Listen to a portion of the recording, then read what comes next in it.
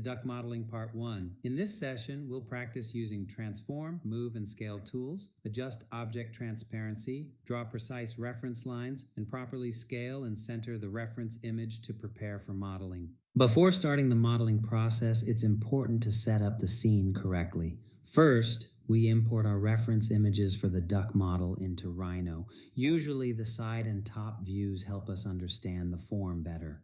After placing the images, we check the scene scale and adjust the size of the references if they're too big or too small. Next, we use measurement tools for precise alignment and fit the images perfectly onto the grid system.